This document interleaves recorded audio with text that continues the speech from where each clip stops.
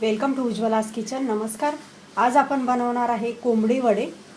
त्यासाठी आपल्याला हे कोंबडी वड्यांचं भाजणीचं पीठ लागणार आहे।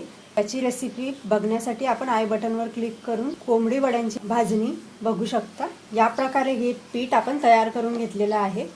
आता यामध्ये थोडीशी हळद, मीठ चवीनुसार आणि थोडासा हिंग लागणार आहे आपल्याला। यासाठी थोडं हिंग अगदी थोडासा घेतलेला आहे, चिमूटभर, आणि पाणी लागणार आहे। तर आपल्याला हे पीठ मळण्यासाठी गरम पाणी लागेल। उकळतं पाणी नाही, तर फक्त पाणी गरम झालेलं पाहिजे। गॅस ऑन करून यावर पाणी घालायचं आहे गरम करायला आणि आपल्याला हे पीठ गरम पाण्यामध्ये मळून घ्यायचं आहे। आता या पिठामध्ये हळद, मीठ आणि हिंग एकत्र करून घ्यायचा। हे पीठ तयार करून घेतल्यावर यामध्ये हिंग आणि हळद घालून ठेवायचा। त्यामुळे महिनाभरही जरी आपण हे पीठ घरामध्ये ठेवलं तरी खराब होत नाही आणि जाळी वगैरेही पकडत नाही, आपण त्यामध्ये हिंग घातल्यामुळे। पाणी आपण गरम करून घेतलेलं आहे। तर हे पाणी आपल्याला ह्या पिठात घालायचं आहे। थोडं थोडं करून घालायचं, खूप असंही नाही, कारण आपल्याला हे पीठ मळून घ्यायचं आहे। खूप असं घट्ट किंवा पातळ असं मळायचं नाही आहे। आपण हे पीठ मळून घेतलेलं आहे। आता यावर झाकण ठेवायचं आणि 2 तास असंच झाकून ठेवायचं। हे पीठ आपल्याला कमीत कमी 1 ते 2 तास झाकून ठेवायला पाहिजे। याप्रमाणे आपण हे पीठ झाकून ठेवलेलं होतं। आता पुन्हा याला थोडंसं मळून घ्यायचं। थोडंसं जर कडक झालं असेल तर थोडंसं पाण्याचा हात लावायचा याला आणि पुन्हा मळून घ्यायचं आहे। थोडंसं हे पीठ मळून होतं तिथपर्यंत तेल तापायला घालायचं आहे। आपण हे पीठ पुन्हा सॉफ्ट करून घेतलं आहे जरा। तर यातला छोटा गोळा घ्यायचा। आपल्याला हवे त्या आकाराचे लहान मोठे वडे आपण यापासून बनवून घेऊ शकतो। याप्रमाणे याचा गोळा तयार करायचा आणि याला थापण्यासाठी आपल्याला दुधाची पिशवीही यासाठी चालेल, किंवा हातावरही आपण हे कोंबडी वडे थापू शकतो। याप्रमाणे दुधाची पिशवी घ्यायची आहे।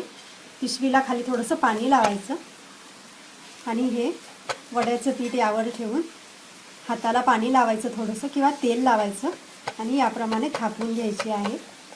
आपल्याला लहान मोठे जसे हवे असतील तसे। याप्रमाणे हा वडा थापून झालेला आहे। तर तळून घेऊया। तेल चांगलं तापल्यावरच हे वडे आपल्याला यात घालायचे आहे आणि छान असे गोल्डन कलरवर तळून घ्यायचे। आता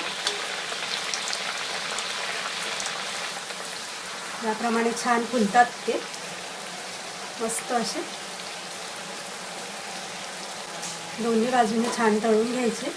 स्लो फ्लेमवर तळायचे आहे। तळताना अगोदर तेल चांगलं तापू द्यायचं, त्यानंतर स्लो फ्लेमवर तळायचे। याप्रमाणे बघू शकता आपण छान असा हा कोंबडी वडा छान तळून झालेला आहे। छान कलरही त्याला आलेला आहे। पण पीठ जरा मुरण्यासाठी 1 ते 2 तास तरी आपण भिजवून ठेवायला हवं। याप्रमाणे तळून घ्यायचे छान असे, आणि चिकन किंवा मटणाबरोबर हे वडे आपण खाऊ शकतो।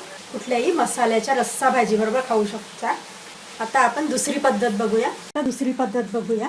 याप्रमाणे पिठाचा गोळा घ्यायचा आणि हाताला पाणी लावायचं किंवा तेल लावायचं आणि हा वडा आपल्याला हातावर थापायचा आहे। यामध्ये काही भागामध्ये कांदाही किसून घालतात वड्यामध्ये, त्यानेही छान चव येते। याप्रमाणे हातावर हे वडे आपण थापून घेऊ शकतो। याप्रमाणे तळ हातावर घेऊन प्रेस करायचा। याप्रमाणे हा वडा तयार होतो।